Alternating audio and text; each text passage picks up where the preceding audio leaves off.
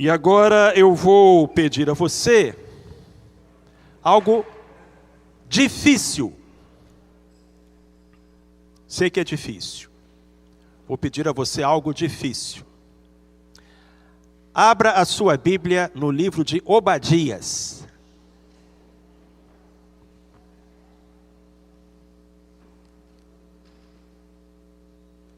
Obadias é um dos menores livros da Bíblia, apenas um capítulo, apenas 21 versículos.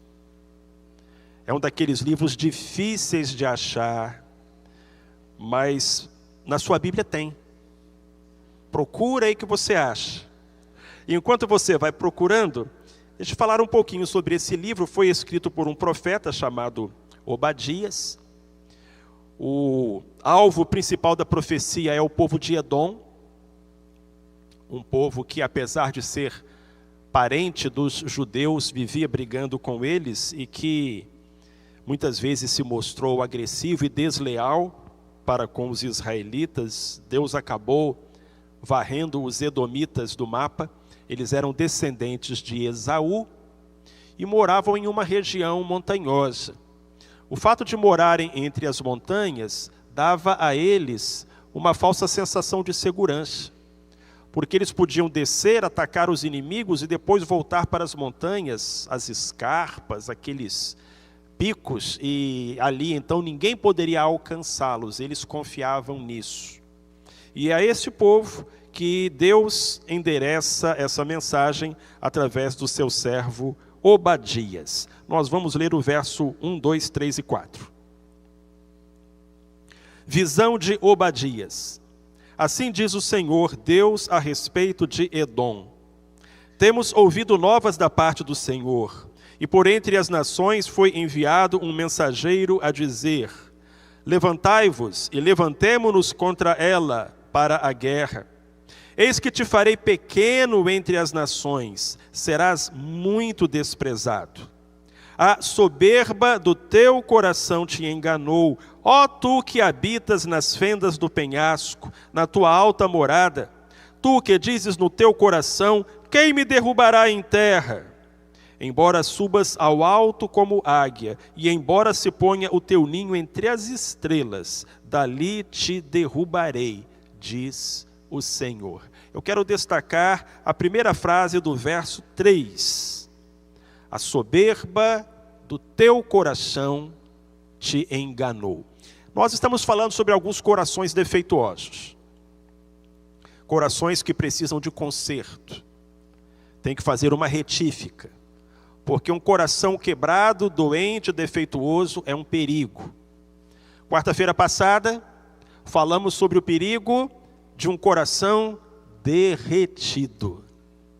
E hoje o Senhor nos alerta quanto ao perigo de um coração inflado. Mas o que é um coração?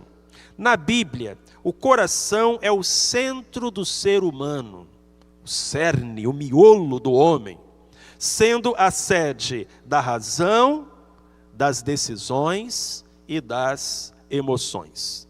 E o que seria então um coração inflado?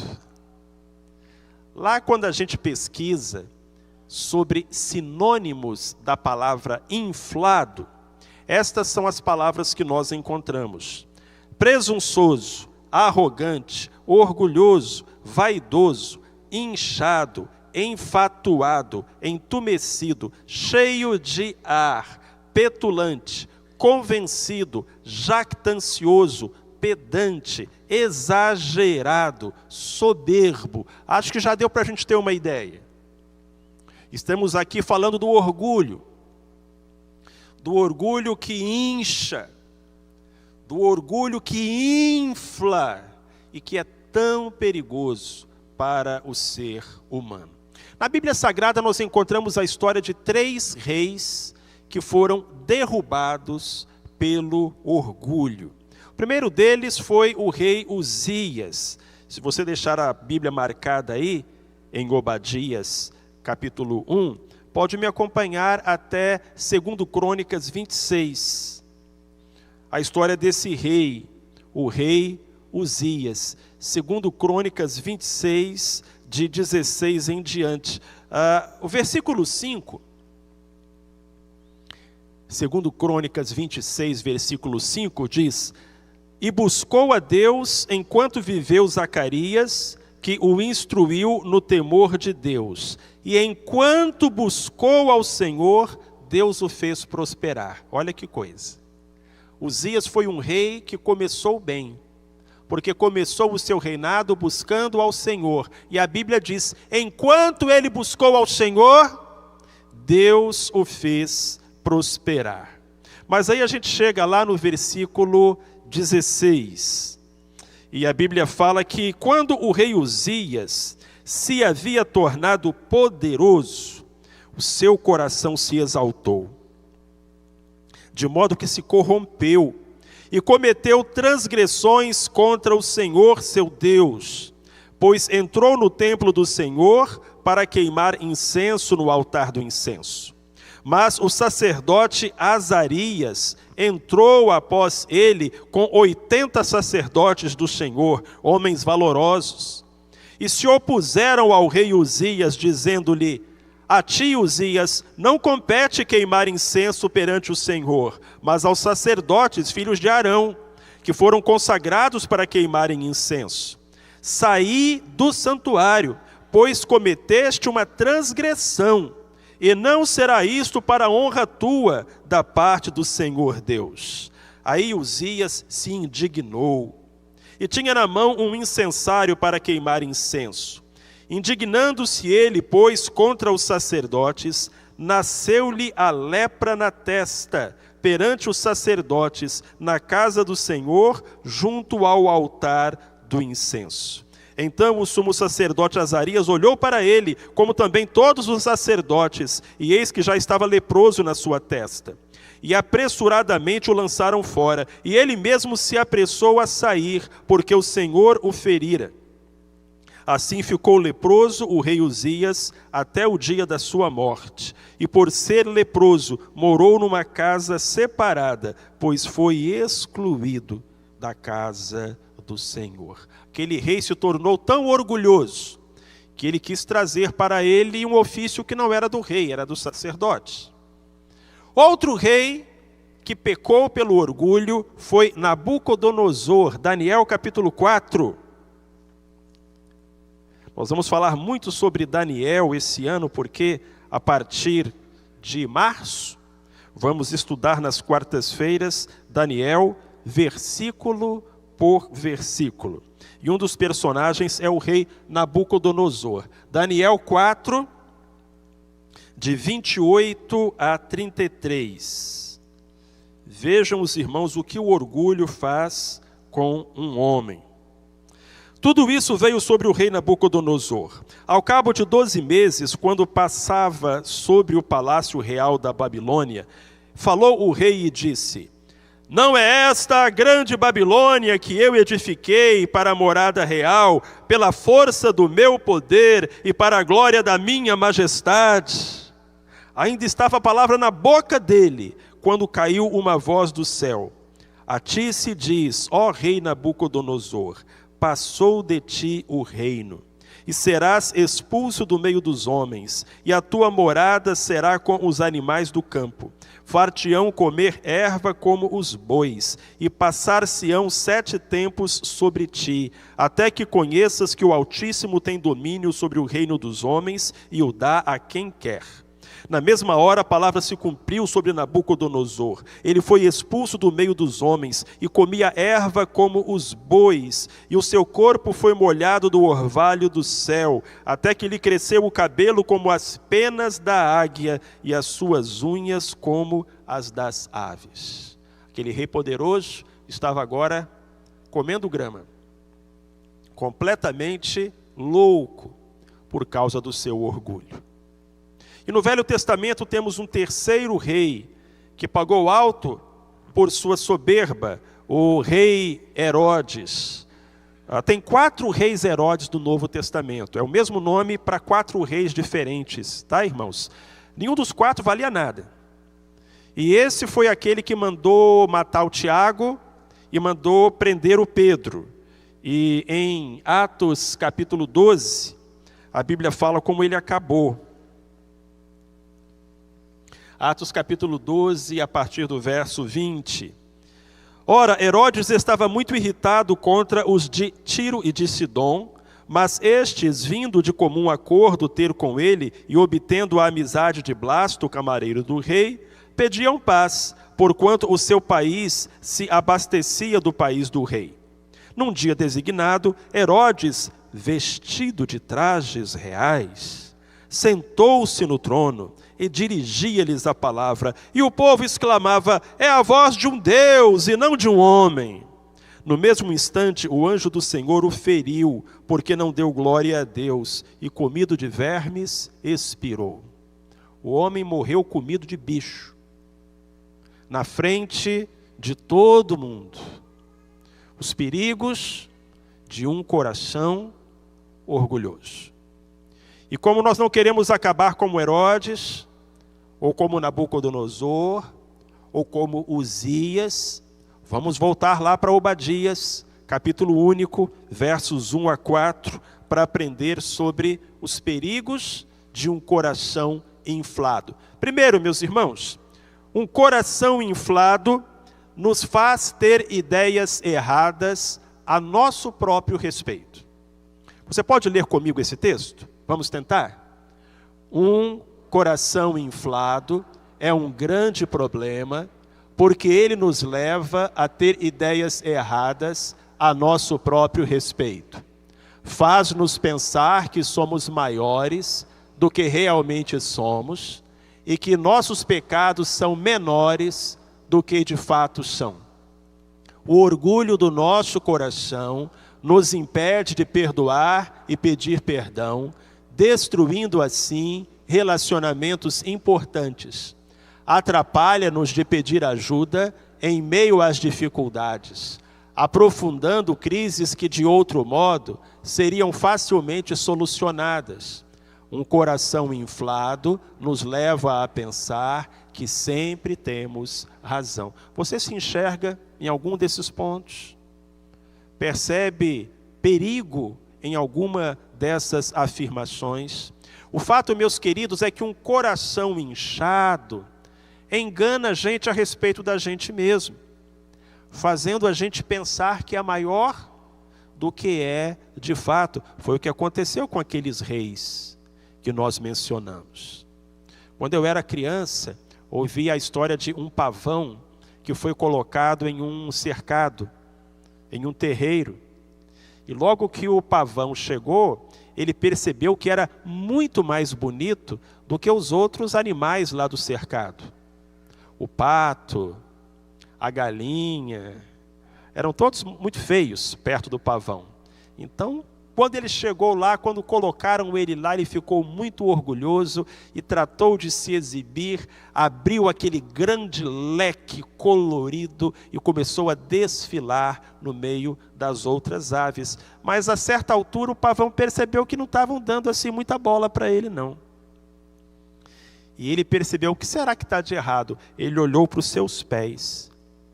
E os pés do pavão eram mais feios do que os pés de todos os outros bichos ali do cercado.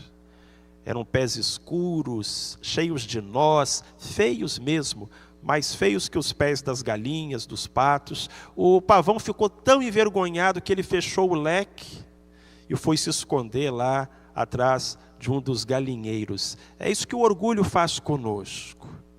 É isso que o orgulho faz conosco. E nós precisamos ter essa consciência, porque senão, como aquele pavão, vamos ficar cheios de vaidade, porque temos algumas qualidades ou cometemos alguns acertos, mas não nos daremos conta de que temos também os nossos pontos negativos, e os nossos defeitos e os nossos pecados. Guarda isso. O coração inflado faz você acreditar que você é melhor do que você realmente é. O segundo perigo de um coração inflado, então o primeiro perigo é que ele engana você a respeito de você mesmo. O segundo perigo de um coração inflado é que ele engana você a respeito de Deus. A respeito de Deus.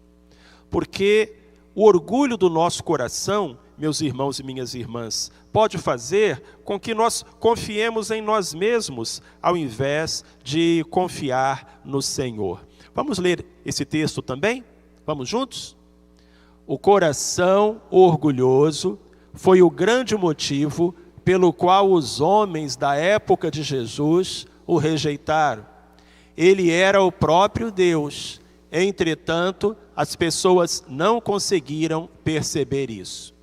Ainda hoje, o orgulho continua sendo a maior razão pela qual os indivíduos rejeitam o Salvador. O Mestre requer dos que o seguem humildade, exclusividade e fé. Exige que admitam sua total incapacidade de salvar a si mesmos e que confiem nele para a sua redenção. Nada disso é fácil, pois as exigências da graça se chocam com a autoconfiança dos homens. E por causa disso, eles dão as costas para Cristo. Se Jesus tivesse se apresentado como um rei que nasceu em berço de ouro, que entrou em Jerusalém montado num cavalo branco e que comandou exércitos vestido de finos trajes, talvez as pessoas da sua época o tivessem seguido. Mas como Jesus nasceu em uma manjedoura, entrou em Jerusalém montado num jumentinho e foi apresentado, humilhado, preso e ferido por Pilatos ao povo, o povo gritou: crucifica-o, crucifica-o. Eles não queriam um rei daqueles. O orgulho impediu que os israelitas enxergassem Jesus como Jesus realmente era. E ainda hoje, há tantas pessoas que desprezam o Salvador, o Filho de Deus. Se alguém chegar com uma religião de obras, de procedimentos, e falar, façam isso e vocês irão para o céu, essa pessoa será aceita. Mas quando Jesus chega para nós e diz, olha, vocês não precisam fazer nada para ir para o céu, eu já fiz tudo. Basta que vocês creiam em mim e aceitam o poder que há no meu sangue. Então os homens vão rejeitá-lo. Por quê? Orgulho, vaidade, soberba. Então todos estes males nos sobrevêm quando nós temos um coração inflado. E cuidado, porque um espírito orgulhoso pode afastar você de Deus. Essa frase é de um escritor chamado Watson. É o próximo slide. Ele diz, da mesma maneira que Deus tem dois lugares de habitação, o céu e um coração contrito, assim também o diabo, o inferno e um coração orgulhoso.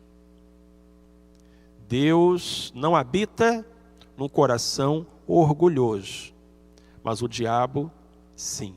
Então é para a gente pensar, que perigo é quando a gente permite que a vaidade lance raízes no nosso coração. Agora tem um terceiro perigo. Vamos relembrar. Primeiro perigo é do orgulho enganar a gente a respeito da gente mesmo. Segundo perigo é do orgulho enganar a gente a respeito de Deus. Terceiro perigo, o orgulho enganar a gente a respeito do nosso futuro. Porque os edomitas viam para si próprios um grande futuro à frente. Eles falavam, nós vamos ser um grande povo, nós vamos dominar sobre os nossos adversários, nós vamos prosperar e enriquecer, nós seremos uma grande nação, afinal nós estamos no alto, nós estamos por cima, encarapitados na altura das rochas. Mas Deus falou para eles, eis que te farei pequeno entre as nações, e serás muito desprezado. Eles estavam completamente equivocados com relação ao futuro. E quando a sua ideia de futuro se baseia no orgulho, na vaidade, irmão, na autoconfiança, na autossuficiência, você está enganado com relação ao seu futuro. Há muita gente que olha para frente e fala, eu vou me dar bem na vida. Eu sou bonito, eu sou inteligente, eu sou rico, eu tenho estudo, sou bem relacionado, tenho o emprego dos sonhos, eu vou fazer e acontecer. Teve um homem que pensou exatamente dessa maneira. E vocês se lembram o que foi que Deus falou para ele? Louco, esta noite te pedirão a tua alma, e o que tens preparado, para quem será? Então, cuidado, porque quando você faz planos para o futuro, esses planos têm que estar baseados no poder de Deus, na bondade de Deus, na vontade de Deus, e não em você mesmo e na força humana. Vamos ler o texto? Mais uma vez. Às vezes, pensamos que temos um futuro brilhante pela frente.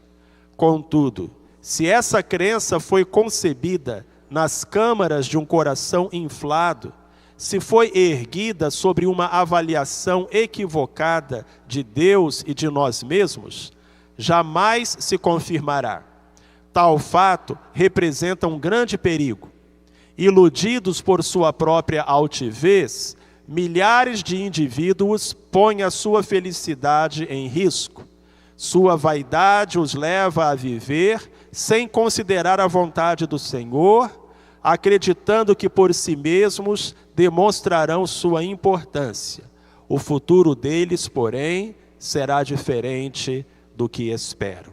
Tiago, no Novo Testamento, vai escrever: cuidado vocês que falam, amanhã iremos a tal lugar, negociaremos, ganharemos dinheiro.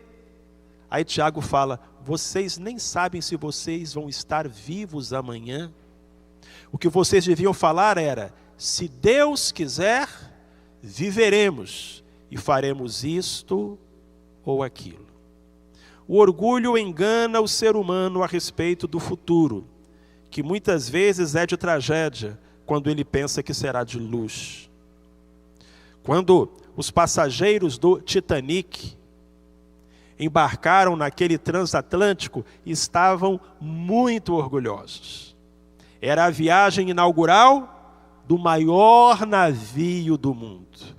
E a campanha de publicidade do Titanic era baseada nessa frase: este navio nem Deus afunda. Então eles entraram naquele navio com uma expectativa do futuro. Nós estamos indo para Nova York. E enquanto o navio avançava pelas águas do Atlântico Norte, eles comiam e bebiam e festejavam e conversavam. E o piloto, o comandante, chegou a dizer: olha, aumentem a velocidade. Não, aqui tem icebergs nessa área. Não, pode aumentar a velocidade, porque esse navio é muito bom. Esse navio nem Deus afunda. E nós sabemos o final da história, quando aquele grande transatlântico, chocando-se contra uma montanha de gelo, foi ao fundo, levando consigo milhares de vidas. A soberba do teu coração te enganou. O que eu queria falar para você, meu querido, minha querida, é que toda vez que o orgulho conquista espaço no seu coração, é casca de banana debaixo do seu pé. A altivez precede a queda. E como diz o ditado, quanto maior o coqueiro, maior é o tombo. Ou quanto maior o navio, maior o naufrágio. Repito, há muitas pessoas que acham que terão um futuro espetacular quando estão indo de encontro a um iceberg, por falta de humildade e de temor do Senhor. Isso nos leva a um quarto perigo, quarto e último perigo. Um coração inflado nos faz ter ideias erradas a respeito dele mesmo, do próprio coração. O que eu quero dizer com isso? Quem aqui conhece uma pessoa orgulhosa? Levanta a mão. Quem aqui conhece uma pessoa orgulhosa? Soberba, cheia de si. Todo mundo conhece, né? Quem aqui é? Aí ninguém levanta a mão. Por quê? Porque o orgulho é tão danado que ele se esconde, a ponto da pessoa orgulhosa achar que não é. Vamos ler juntos esse texto? A soberba do teu coração te enganou. Essa é uma declaração bastante séria, porque se deixar enganar pelo orgulho é algo perigoso e ao mesmo tempo muito fácil. Todos conhecemos pessoas orgulhosas, mas poucos de nós reconhecemos o próprio orgulho. O orgulho tem uma capacidade enorme de nos enganar. Ele é capaz de ocultar sua presença, convencendo até mesmo um soberbo de que é uma pessoa humilde. O orgulho é um mestre dos disfarces. Por isso, Deus disse aos edomitas: o orgulho do coração de vocês enganou vocês. O orgulho engana. O orgulho passa a perna.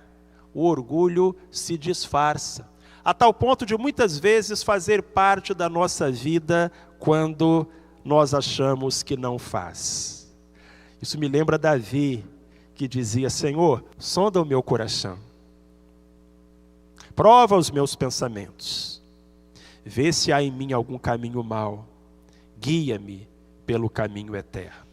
Porque Davi sabia, e eu acho que ele aprendeu do jeito mais difícil, que o coração é enganoso.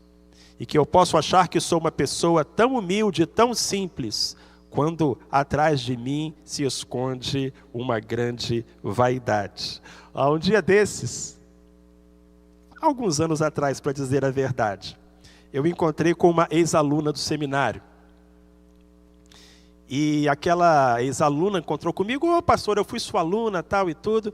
Aí eu fiquei feliz, eu sempre gostei de encontrar os alunos. E quando eu era professor do seminário, eu fui 20 anos professor do seminário, o feedback que eu recebia era muito bom.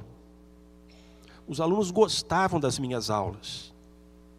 E eles não perdiam as minhas aulas. E eles elogiavam, no final da aula falavam: pastor, que aula maravilhosa. Então eu já estava acostumado a receber elogios.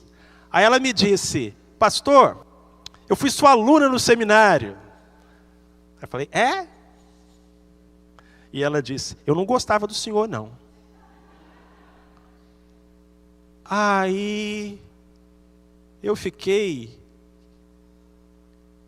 sem ação e falei: por quê? Eu achava o senhor muito metido. Aí eu fui para casa. Aí eu cheguei para a Rose e falei assim: amor, eu sou muito metido? Aí ela sabe que foi, não respondeu nada, né? Porque encontrei uma aluna do seminário e ela me disse que eu era muito metido. Você acha que eu sou muito metido? Aí ela falou: pensa aí, ora um pouco, consulta o Senhor.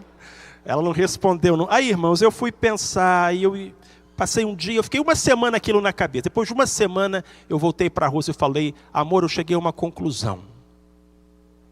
Eu sou meio metido. Não sou muito metido, não. Mas sou meio metido. Irmãos, o orgulho faz isso com a gente. E quando a gente pensa que se livrou dele, eu agora sou uma pessoa madura, não tenho lugar para vaidade. Ela está lá escondida. O orgulho engana a gente com relação a gente mesmo, engana a gente com relação a Deus, engana a gente com relação ao futuro, e engana a gente até com relação ao orgulho, fazendo pensar que ele não está presente quando está. Bom, se você quer saber se tem algum orgulho escondido na sua vida, eu aconselho você a perguntar para a sua esposa ou para o seu marido. Mas prepare-se para a resposta que você vai receber. E não fique triste, não. Porque quando você enxerga o orgulho, você está numa situação de segurança. Às vezes, lá na floresta, o leão vai atacar as zebras. E ele vem se esgueirando e se esgueirando. A certa altura, uma zebra vê o leão. Ela não sai correndo. Primeiro porque se ela sair correndo, vai despertar o instinto de caça do leão que vai correr atrás. Segundo, porque ela vai se cansar à toa. Sabe o que a zebra faz? Ela começa a olhar para o leão. Como se dissesse assim: Estou vendo você. Aí a outra zebra chega do lado e fala, por que essa zebra está olhando? Aí olha na mesma direção, tem um leão ali, estou vendo você. Daqui a pouco tem 10, 15 zebras olhando na mesma direção para o leão. Aí o leão para de se esgueirar, se levanta, se mostra e vai embora com o rabo entre as pernas, porque ele sabe que ele perdeu o elemento surpresa, sem o qual ele não consegue apanhar as zebras. Acho que com orgulho é assim também, irmãos.